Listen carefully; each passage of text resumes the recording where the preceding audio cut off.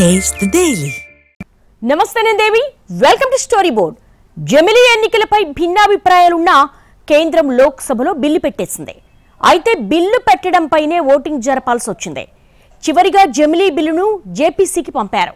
జమిలీతో డబ్బు ఆదా అవుతుందని, అభివృద్ధి ఆగకుండా ఉంటుందని కేంద్రం చెబుతోంది. కానీ విపక్షాలు మాత్రం ఫెడరల్ స్ఫూర్తి, ప్రాంతీయ ఆకాంక్షల పేరుతో అభ్యంతరం చెప్తున్నాయి. జమిలీ విషయంలో వ్యతిరేకతను పరిగణలోకి తీసుకుని అవసరమైతే ఎన్నికల ప్రక్రియను కుదించుకోవాలన్న అభిప్రాయాలు వస్తున్నాయి. డబ్బుల కంటే ప్రజాస్వామ్య స్ఫూర్తి ముఖ్యమనే సంగతి గుర్తించాలనే వాదన గట్టిగా వినిపిస్తోంది. లోక్సభలో జమిలీ బిల్లు ప్రవేశపెట్టేశారు. ఆదిలోనే ఇండియా కూటమి నుంచి తీవ్ర స్థాయిలో వ్యతిరేకత వ్యక్తమైంది. చివరకు బిల్లు ప్రవేశపెట్టడంపైనే ఓటింగ్ జరపాల్సి వచ్చింది. అయితే దీనికి సాధారణ మెజార్టీ సరిపోతుంది కాబట్టి ఇబ్బంది రాలేదు. ఇప్పుడు బిల్లు జేపీసీకి వెళ్లిపోయింది. ఇకపై ఏం జరగనుందనేదే ఇప్పుడు కీలకం. జమిలీ విషయంలో భిన్న అభిప్రాయాలున్నాయి. ఖర్చు తగ్గుతుంది అనేది కేంద్రం ప్రధాన వాదనగా ఉంది. కొన్ని వేల కోట్ల రూపాయల ప్రజాధనం ఆదా అవుతుందని చెబుతున్నారు.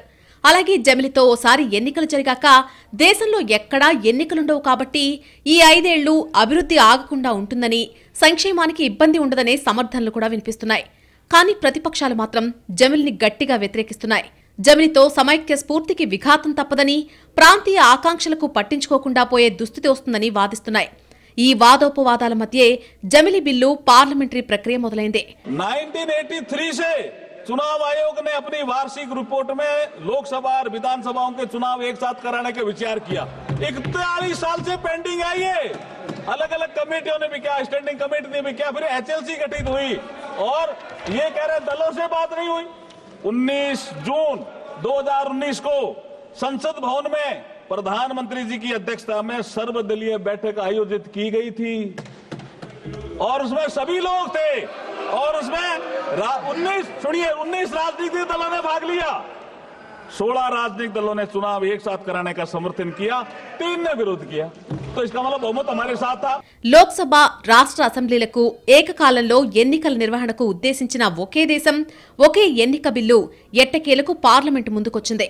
దీనికోసం ప్రతిపాదించిన 129వ రాజ్యాంగ సవరణ బిల్లు సహా మరో బిల్లును కేంద్ర న్యాయశాఖ మంత్రి అర్జున్ రామ్ మేఘ్వాల్ లోక్సభలో ప్రవేశపెట్టారు. తొలుత ఈ బిల్లును సభ ముందు ఉంచగా కాంగ్రెస్, సమాజ్వాదీ పార్టీ, టీఎంసీ సహా పలు ప్రతిపక్షాలు తీవ్రంగా వ్యతిరేకించాయి. అటు ఎన్డీఏ మిత్రపక్షాలు బిల్లులకు సంపూర్ణ మద్దతు ప్రకటించాయి. Beyond the 7th schedule of the Constitution is the basic structure doctrine.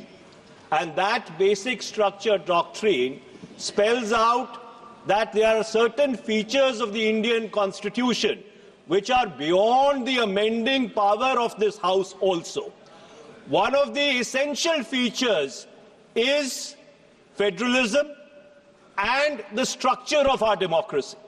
And therefore, the bills which have been moved by the Honorable Minister of Law and Justice absolutely assault the basic structure of the Constitution and are beyond the legislative competence of this House. ఆ తర్వాత బిల్లును ప్రవేశపెట్టడంపై voting నిర్వహించారు. జమిలీ బిల్లును ప్రవేశపెట్టేందుకు కేంద్ర మంత్రి అర్జున్ రామ్ మేఘ్వాల్ తీసుకొచ్చిన తీర్మానంపై ఓటింగ్ జరిగింది. హైబ్రిడ్ విధానంలో దీన్ని చేపట్టారు. కొంతమంది ఎంపీలు ఎలక్ట్రానిక్ పద్ధతిలో ఓటు వేయగా, మరికొంతమంది ఎంపీలు బ్యాలెట్లో తమ అభిప్రాయాలను తెలియజేశారు. మొత్తంగా ఈ బిల్లును సభలో ప్రవేశపెట్టేందుకు 269 మంది ఎంపీలు అనుకూలంగా ఓటేశారు. 198 మంది వ్యతిరేకించారు. ఆ తర్వాత జమిలీ బిల్లును కేంద్ర మంత్రి సభలో ప్రవేశపెట్టారు. 2029లో లోక్సభ, శాసనసభలకు ఒకేసారి ఎన్నికలు జరగాలనేది కేంద్రం ఉద్దేశం. అలాగే 2034 నాటికి స్థానిక సంస్థల ఎన్నికలు సైతం దీని పరిధిలోకి రానున్నాయని అధికారిక వర్గాలు చెబుతున్నాయి. అయితే జమిలీ ఎన్నికలకు ఉన్న అడ్డంకులను సైతం కేంద్రం పరిశీలిస్తోంది. జమిలీ ఎన్నికలకు సంబంధించి రాజ్యాంగ సవరణలతో కూడిన బిల్లును పార్లమెంటు ఉభయ సభలు కనీసం 67% సానుకూల ఓట్లతో ఆమోదించాల్సి ఉంటుంది. అంతేకాకుండా ఎన్నికల అంశం ఉమ్మడి జాబితాలో ఉన్న నేపథ్యంలో ఈ బిల్లుకు దేశంలోని కనీసం సగం రాష్ట్రాల అసెంబ్లీలు ఆమోదముద్ర వేయాలి. అంటే 543 స్థానాలున్న లోక్సభలో కనీసం 67%, అంటే 362 ఎంపీలు ఈ బిల్లుకు అనుకూలంగా ఓటు వేయాలి. దీంతో పాటు రాజ్యసభలో 245 సీట్లలో 67%, అంటే 164 మంది సభ్యులు ఈ బిల్లును సమర్థించాలి. దీనికి తోడు కనీసం 14 రాష్ట్రాల అసెంబ్లీలు బిల్లును ఆమోదించాల్సిన అవసరం ఉంది. అయితే లోక్సభలో ఎన్డీఏకు 293 మంది ఎంపీల మద్దతుంటే ఇండియా కూటమికి 232 మంది ఎంపీలున్నారు. అయినా సరే బిల్లు పాస్ అవుతుందనే ధీమాతో ఎన్డీఏ సర్కారుందే. అన్నీ అనుకున్నట్టుగా జరిగితే, పార్లమెంట్లో బిల్లు ఆమోదం పొందితే 2029 నుంచే జమిలి ఎన్నికలు జరుగుతాయని నిపుణులు చెబుతున్నారు. ఇప్పుడు బిల్లు జేపీసీకి వెళ్లడంతో పార్టీల బలాబలాలను బట్టి సభ్యులను నియమించనున్నారు. అతిపెద్ద పార్టీ అయిన బీజేపీకి ఈ సంఘం చైర్మన్ పదవి లభిస్తుంది. అదే రోజు స్పీకర్ సభ్యుల నియామక ప్రక్రియ చేపట్టనున్నారు. జమిలి విషయంలో తొందరపడకూడదని, వ్యతిరేకతను పరిగణలోకి తీసుకోవాలనే అభిప్రాయాలున్నాయి. ఎన్నికల విషయంలో అప్పుడప్పుడు అవి జరగడం ఇబ్బంది కాదనే వాదన వినిపిస్తోంది. పైగా అలా ఎన్నికలు జరుగుతూ ఉంటేనే ప్రభుత్వాల పనితీరుపై జనాభిప్రాయం చెప్పే వీలుంటుందని చెబుతున్నారు. ఓసారి ఎన్నికలు జరిగాక దేశంలో ఎక్కడా 5 ఏళ్ల వరకు ఎన్నికలు జరగకుంటే ప్రభుత్వాలు ఇష్టారాజ్యంగా వ్యవహరించే అవకాశం లేకపోలేదు. అడపాదడపా ఎన్నికలు జరగడం జాతీయ పార్టీలకు ప్రయోజనకరమే అనేది మరో విశ్లేషణ. ఎన్నికలు ప్రజాస్వామ్యానికి ఆత్మ లాంటివే. అలాంటి ఎన్నికల ప్రక్రియను అవసరమైతే కుదించుకోవచ్చు, కానీ ఇలా ఎన్నికలు జరగకుండా చేయడం సరైన విధానం కాదనే అభిప్రాయాలున్నాయి. పైగా కోవిన్ కమిటీ నివేదిక ప్రకారం మధ్యంతర ఎన్నికలొచ్చినా, అవిశ్వాసం నెగ్గి ఎక్కడైనా రాష్ట్ర సర్కార్ పడిపోయినా మిగతా కాల వ్యవధికే ఎన్నికలనే నిబంధన సమంజసంగా లేదు. ప్రజలు ఎప్పుడైనా 5 ఏళ్లకు తీర్పిస్తారు. అలాంటి ప్రజాభిప్రాయాన్ని ఇలా పరిమిత కాలానికే వర్తింపజేయడం ప్రజాస్వామ్య స్ఫూర్తికి విరుద్ధమంటున్నారు. అసలు జమిలి పెట్టాల్సిన అవసరం ఏంటి అనేది మరో చర్చ. దేశంలో స్వాతంత్ర్యం వచ్చిన తొలినాళ్లలో జమిలి ఎన్నికలే జరిగిన మాట నిజం. కానీ అవేవి ముందుగా అనుకుని జరిగినవి కాదు. ఆ తర్వాత కూడా జమిలిని ఎవ్వరూ ఉద్దేశపూర్వకంగా బ్రేక్ చేయలేదు. అప్పటి పరిస్థితులు, సందర్భాలు, రాజకీయ సమీకరణాలను బట్టి అప్పుడప్పుడు ఎన్నికలు జరిగే విధానానికి అంకురార్పణ జరిగిందే. ఇప్పుడు జమిలి ఎన్నికలు పెట్టినా కొన్నాళ్లకు ప్రస్తుత స్థితే పునరావృతమవుతుందనేది కొందరు నిపుణుల మాట. 1950s నుంచి మిడ్ 60s వరకు యాక్చువల్గా 1 నేషన్ 1 ఎలక్షన్ జరిగింది. కానీ ఎందుకు జరిగింది అలా? అప్పుడు దేశ రాజకీయ వ్యవస్థ యొక్క క్యారెక్టర్ అది. దేశ రాజకీయ వ్యవస్థ, దేశ స్వాతంత్రోద్యమానికి భారత జాతీయ కాంగ్రెస్ నాయకత్వం వహించడము, ఆ ఫ్రీడమ్ స్ట్రగుల్ కి లీడర్షిప్ వహించిన నాయకత్వం అప్పటికీ దేశాన్ని పాలిస్తూ ఉండడం, వారి పట్ల ప్రజల్లో అపారమైనటువంటి విశ్వాసం ఉండడం వల్ల political system was more or less not fragmented. అంటే రాజకీయాల్లో కాంపిటిటివ్ ఆకాంక్షలు లేవు. ప్రస్తుతం దేశంలో ఓటర్లకు కేంద్రంలో, రాష్ట్రాల్లో వేర్వేరు పార్టీలకు ఓటేసే చైతన్యం ఉంది. జమిలి పెడితే ఈ చైతన్యం అడుగంటిపోవచ్చనే ఆందోళన కూడా ఉంది. అలాగే ఎన్నికల నిర్వహణలో మన దేశానికి ఘన చరిత్ర ఉంది. ప్రపంచవ్యాప్తంగా మన దేశానికి అతిపెద్ద ప్రజాస్వామ్యంగా పేరుంది. ఎన్నికల సంఘం కూడా సమర్థంగానే ఎన్నికలు నిర్వహిస్తోంది. అలాంటప్పుడు జమిలి పేరుతో ఇందుకు ఎన్నికల ప్రక్రియను మార్చాలని అనుకుంటున్నారు అనేది వేరొక ప్రశ్న. అటు ప్రపంచంలో పెద్ద దేశాల్లో ఎక్కడా జమిలి ఎన్నికలు జరగడం లేదు. 1-2 దేశాల్లో జమిలి విధానం ఉన్నా జనాభా పరంగా ఆయా దేశాలు మనతో పోల్చదగ్గవి కావు. ప్రజాస్వామ్యం గొప్పతనానికి ప్రధాన కారణం నిర్ణీత వ్యవధిలో జరిగే ఎన్నికలే. అలా ఎప్పటికప్పుడు జనం ప్రభుత్వాల పనితీరును సమీక్షించే అవకాశం ఉంటుంది. అలా కాకుండా 5 ఏళ్లకోసారే ఎన్నికలు జరగాలని నిర్దేశించడం ప్రజాస్వామ్యానికి పరిమితులు పెట్టినట్టవుతుందనే వాదన కూడా ఉంది. జమిలితో ప్రజాభిప్రాయం మారుతుందనే ఆలోచన కూడా సరికాదంటున్నారు విశ్లేషకులు. ఒకసారి ప్రభుత్వ వ్యతిరేకత మొదలైతే ఎప్పుడు ఎన్నికలు పెట్టినా, ఎలా పెట్టినా ఫలితం మారదని చెబుతున్నారు. అలాగే ప్రతిపక్షం బాగా పనిచేస్తుందనే భావన కలిగితే ఎప్పుడు ఎన్నికలు జరిగినా వారు అధికారంలోకి రావడం ఖాయం. ఇక్కడ పార్టీల పనితీరే కానీ ఎన్నికలు ఎలా జరుగుతున్నాయనే విషయాన్ని ఓటర్లు పట్టించుకోపోరు అనే అభిప్రాయం వినిపిస్తోంది. ఇక్కడ జమిలికి చెబుతున్న అనుకూలతలతో పోలిస్తే ప్రతికూలతలే ఎక్కువగా ఆందోళన కలిగిస్తున్నాయంటున్నారు. సానుకూలతల్లో సందిగ్ధత ఉంది, కానీ ప్రతికూలతల్లో మాత్రం స్పష్టత ఉందంటున్నాయి విపక్షాలు. జమిలి ఎన్నికలు ఎందుకంటే కేంద్రం చెప్తున్న ప్రధాన కారణం ఎన్నికల ఖర్చు. కానీ నిజంగా దేశం భరించలేనంతగా ఖర్చు జరుగుతోందా అనేది ఆలోచించాల్సిన ప్రశ్న. ఈ వాదన నిజం కాదని విపక్షాలు ఆరోపిస్తున్నాయి. దేశంలోని వివిధ రాష్ట్రాలకు, కేంద్రపాలిత ప్రాంతాలకు, పార్లమెంటుకు ఒకేసారి ఎన్నికలు జరిగితే ఎన్నికల నిర్వహణ కొరకు అయ్యే ఖర్చు తగ్గుతుందని చెబుతున్నారు. ప్రస్తుతం దేశంలో ఎన్నికల నిర్వహణకు అధికారికంగా 10,000 కోట్ల రూపాయల ఖర్చవుతుందని ఒక అంచనా ఉంది. ఈ విషయాన్ని పక్కన పెడితే దేశంలోని సగటు రాష్ట్రాల బడ్జెట్ 50 లక్షల కోట్లు కాగా 100 లక్షల కోట్లు కేంద్ర బడ్జెట్. రాష్ట్రాలవి కేంద్ర బడ్జెట్ 5 సంవత్సరాల కాలానికే లెక్కేస్తే 500 లక్షల కోట్ల రూపాయల బడ్జెట్ భారతదేశ బడ్జెట్ అవుతుంది. 500 లక్షల కోట్ల బడ్జెట్ ఉన్న దేశంలో ఎన్నికల నిర్వహణ కొరకు అయ్యే 10,000 కోట్లు ఎంత శాతం అవుతుందో అర్థం కాని వారు చెబుతున్న మాటే జమిలీ ఎన్నికలు. లక్షల కోట్ల బడ్జెట్ ఉన్న భారత్ లాంటి దేశానికి వేల కోట్ల రూపాయల ఎన్నికల ఖర్చు లెక్కలోనిది కాదనే వాదన వినిపిస్తోంది. ఎన్నికల సమయంలో అమల్లోకొచ్చే మోడల్ కోడ్ ఆఫ్ కాండక్ట్ ప్రభుత్వ కార్యక్రమాలు, సంక్షేమ పథకాల అమలును నిలిపివేస్తుంది. అంతేకాదు, తరచుగా జరిగే ఎన్నికలు వ్యాపారాలు, పెట్టుబడులు, ఆర్థిక వృద్ధికి అంతరాయం కలిగిస్తాయి. మరోవైపు పదే పదే ఎన్నికలు జరగడం వల్ల ప్రజలు ఓటింగ్ పట్ల ఆసక్తి కోల్పోవడంతో ఓటింగ్ శాతం తగ్గుతుందని కూడా కేంద్రం వాదిస్తోంది. కానీ ఈ వాదనలో అంతా నిజం కాదని ప్రతిపక్షాలు చెబుతున్నాయి. ఎన్నికల సమయంలో కొత్త పథకాల ప్రారంభానికి మాత్రమే ఈసీ అనుమతి ఇవ్వదు. కానీ ఎక్కడా అప్పటికే అమలవుతున్న సంక్షేమ పథకాలు ఆపాలని చెప్పదు. ఈ విషయం అన్ని పార్టీలకు తెలుసు. పైగా అత్యవసర సమయాల్లో ఎన్నికల సందర్భంలోనూ ప్రభుత్వాలు ఈసీ దగ్గర ప్రత్యేక అనుమతులు తీసుకునే అవకాశం కూడా ఉంది. అయినా సరే ఎన్నికలు సంక్షేమం, అభివృద్ధికి అడ్డుపడుతున్నాయని చెబుతూ ఉండడంలో అర్థం లేదు అని ప్రతిపక్షం చెబుతోంది. గత ఏడాది జరిగిన తెలంగాణ అసెంబ్లీ ఎన్నికల సమయంలోనూ అప్పటికే అమల్లో ఉన్న రైతు బంధు నిధుల విడుదలకు ఈసీ ఓకే చెప్పడాన్ని ప్రతిపక్షాలు గుర్తు చేస్తున్నాయి. జమిలీతో కొన్ని ప్రాక్టికల్ సమస్యలున్నాయని కూడా చెబుతున్నారు. పాలనకు అంతరాయం కలగకుండా రాష్ట్రాలు, స్థానిక సంస్థల్లో ఎన్నికలు నిర్వహించడం చాలా కష్టం. అలానే ఈ ప్రణాళికకు రాజ్యాంగం, చట్టాల్లో పెద్ద మార్పులు అవసరం. ఇప్పుడున్న పరిస్థితుల్లో రాజ్యాంగ సవరణలు అంత తేలిక కాదు. పైగా ఒకే దేశం, ఒకే ఎన్నిక అమలుకు అదనపు ఈవీఎంలు, వీవీపాట్ మెషిన్లు అవసరమవుతాయి. వీటిని కొనుగోలు చేయడానికి 9,284 కోట్లు అవసరమని ఈసీ ఇటీవలే అంచనా వేసింది. ఈ మెషిన్లను ప్రతి 15 సంవత్సరాలకు ఒకేసారి రీప్లేస్ చేయాల్సి ఉంటుంది. ఖర్చులు పెరుగుతూ ఉంటాయి. ఈ మెషిన్లు స్టోర్ చేయడం, నిర్వహించడం కూడా ఆర్థిక భారమవుతుంది.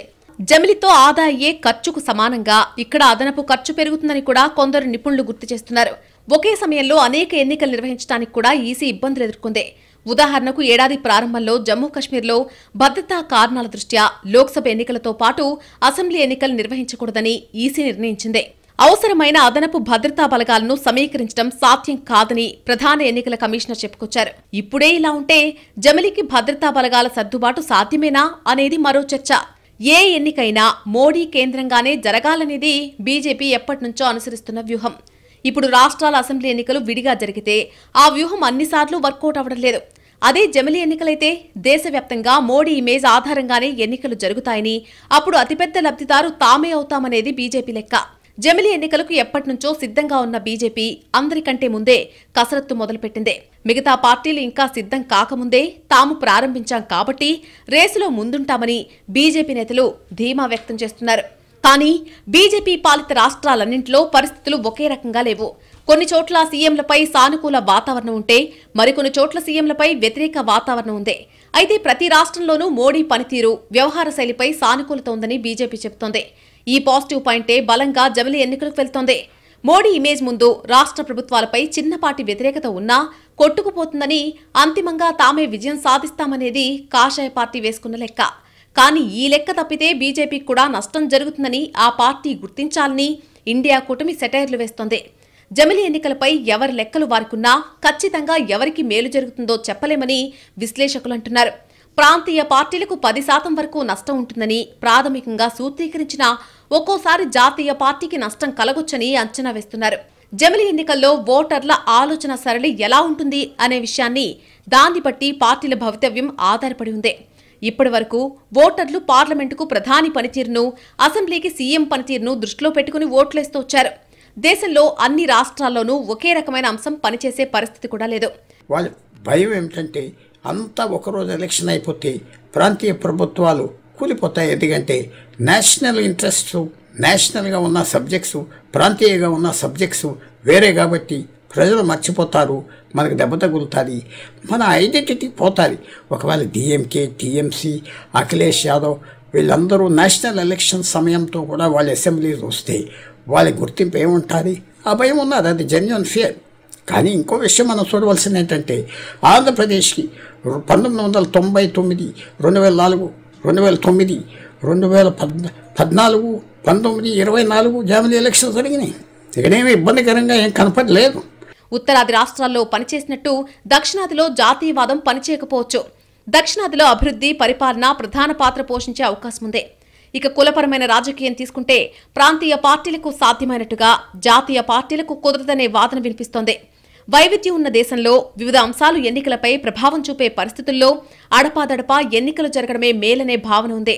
ఇప్పుడు జమిలి పేరుతో కొత్త విధానం తెస్తే చాలా గందరగోళం ఉంటుందని కూడా అంచనా వేస్తున్నారు. జమిలి విధానంలో ఒక వ్యక్తి పేరు మీద ఎన్నికలు జరిగి అధికార పక్షానికి లాభమనే ఒక అంచనా వినిపిస్తోంది.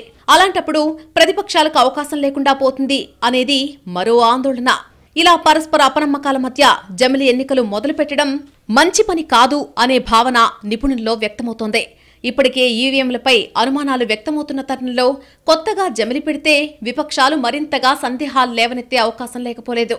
ప్రజాస్వామ్యంలో ఎన్నికలు ఎంత కీలకమో ఆ ఎన్నికలు నిష్పాక్షికంగా జరిగాయనే భావన అందరిలో కలగడం కూడా అంతే ముఖ్యం.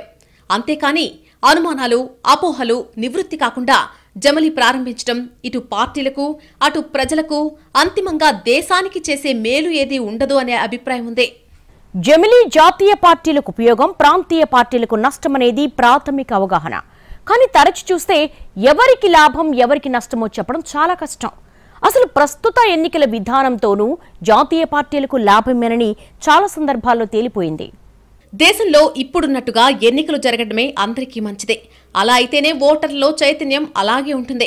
ప్రభుత్వాలు ఎలర్ట్గా ఉంటాయి. 5 ఏళ్లకోసారి మాత్రమే ఎన్నికలంటే ఈ 5 ఏళ్ల వ్యవధిలో జనాభిప్రాయానికి విలువ లేకుండా పోతుంది. అదే అడపాదడపా ఎన్నికలు జరుగుతుంటే ఎప్పటికప్పుడు జనాభిప్రాయం తెలుసుకునే వీలుంటుంది. ఈ పద్ధతిలో జాతీయ పార్టీలకు కూడా మేలే జరుగుతుంది. మొన్నటి లోక్సభ ఎన్నికల్లో బీజేపీకి పూర్తి మెజారిటీ రాలేదు. ఎన్డీఏకు కూడా సింపుల్ మెజారిటీనే వచ్చింది. కానీ హర్యానా, మహారాష్ట్ర ఎన్నికల్లో బీజేపీ పుంజుకుంది. కాంగ్రెస్కు వాస్తవం అర్థమైందే. అదే జమిలి విధానం అమల్లో ఉంటే బీజేపీ కాంగ్రెస్కు మారిన పరిస్థితి అర్థమయ్యే అవకాశమే లేదు. ఈ విషయాన్ని దృష్టిలో పెట్టుకుని జమిలిపై తుది నిర్ణయం తీసుకోవాలనే డిమాండ్లు వెల్లువెత్తుతున్నాయి. జమిలి ఎన్నికల్లో కొత్త సాధక బాధకాలున్నాయి. 4 రాష్ట్రాల ఎన్నికలే ఒకేసారి జరపకుండా 2 సార్లుగా జరిపిన ఈసీకి జమిలి ఎన్నికలు నిర్వహించడం ఇబ్బంది కాదా అనేది ఓ వాదన. పైగా భద్రత పేరుతో జార్ఖండ్, కశ్మీర్, బెంగాల్ లాంటి రాష్ట్రాల అసెంబ్లీ ఎన్నికల్ని 5 నుంచి 7 దశల్లో నిర్వహిస్తున్నారు. జమిలికి ముందు ఈ దశల వారీగా ఎన్నికల ప్రక్రియను కుదించుకుంటే ఖర్చు కలిసొస్తుందని కూడా చెబుతున్నారు. ఈ ప్రక్రియను కుదించుకుని ఒక్కరోజులో ఎన్నికలు పూర్తయ్యేలా చూసుకుంటే అప్పుడు ప్రస్తుత విధానంలో ఎన్నికలు జరిగినా పెద్ద ఇబ్బందేమీ కాదనే వాదన వినిపిస్తోంది. అమెరికాలో కూడా అధ్యక్ష ఎన్నికలతో పాటే అన్ని ఎన్నికలు జరగవు. కీలకమైన రాష్ట్రాల గవర్నర్ల ఎన్నికలు విడిగా జరుగుతాయి. ప్రస్తుతం మన దేశంలోనూ పార్లమెంటుకు, అసెంబ్లీలకు వేర్వేరుగానే ఎన్నికలు జరుగుతున్నాయి. ఇలా జరిగితేనే అన్ని రకాల ఎన్నికలకు ప్రాధాన్యత ఉంటుంది అనేది మరో సూత్రం. అదే జమిలి అయితే జాతీయ అంశాలు, ప్రాంతీయ ఆకాంక్షలను సహజంగానే డామినేట్ చేస్తాయనే వాదన ఉంది. దీన్ని కాదనలేమంటున్నారు కొందరు విశ్లేషకులు. అలాంటి సందర్భం రాకూడదనే రాజ్యాంగంలో జమిలి గురించి ప్రస్తావించలేదని కూడా చెబుతున్నారు. ఏవో కొన్ని చిన్న దేశాల్లో ఉన్నటువంటి విధానాన్ని మనలాంటి అత్యధిక జనాభా ఉన్న దేశంలో అమలు చేయాలని అనుకోవడం మంచిది కాదనే అభిప్రాయాలున్నాయి. ఇప్పుడు జమిలి బిల్లు జేపీసీకి వెళ్లింది కాబట్టి అక్కడ విస్తృత చర్చ, అభిప్రాయ సేకరణ జరగాల్సిన అవసరం కనిపిస్తోంది. మొదట అభ్యంతరాలు తోసిపుచ్చి అనుమానాలు నివృత్తి చేశాకే సానుకూలతలపై చర్చ పెట్టాలనే సలహాలొస్తున్నాయి. జమిలితో కొత్తగా జరిగే మేలు కంటే కీడు జరగదు అని అందర్నీ కన్విన్స్ చేయడం చాలా కీలకం. కేవలం ఖర్చు, అభివృద్ధి, సంక్షేమం ఆగవనే సమర్థనలు సరిపోవని బిల్లు ప్రవేశపెట్టినప్పుడే తేలిపోయింది. కాబట్టి ప్రతికూలతల్ని తగ్గించడంపై దృష్టి పెట్టాలి. బిల్లు ఏకపక్షంగా తెస్తున్నారనే భావనలో ఉన్న విపక్షాల్ని కూడా విశ్వాసంలోకి తీసుకోవాలి. అంతిమంగా ప్రజా సంఘాలు, సమాజంలో ఉన్న వివిధ వర్గాల నుంచి అభిప్రాయ సేకరణ చేయాలి. అలా వచ్చిన సూచనలు, సలహాలు గుదిగుచ్చి అంతిమ నిర్ణయం తీసుకోవడం చాలా అవసరం. మొత్తం మీద జమిలి విషయంలో సానుకూలతలు, ప్రతికూలతలేమిటో ఒక క్లారిటీ వచ్చేసింది. ఇక విస్తృత చర్చ జరిగితే ఏకాభిప్రాయం వస్తుందా, లేకపోతే అందరికీ ఆమోదయోగ్యమైన కొత్త నిబంధనలు తీసుకొస్తారా అనేది చూడాల్సి ఉంది. అసలు దశాబ్దాలుగా పెండింగ్లో ఉన్న ఎన్నికల సంస్కరణల్ని వదిలేసి జమిలి కోసం ఇంత హడావిడి పడాల్సిన అవసరం ఏముందని కొందరు మాజీ సీఈసీలు కూడా అడుగుతున్నారు. ఎన్నికల సంస్కరణలు తీసుకొస్తే జమిలితో చెప్పే చాలా ప్రయోజనాలు నెరవేరే అవకాశం ఉందని అంటున్నారు. जो सदस्य इसके पक्ष में हाँ कहें, जो सदस्य विरोध में ना कहें,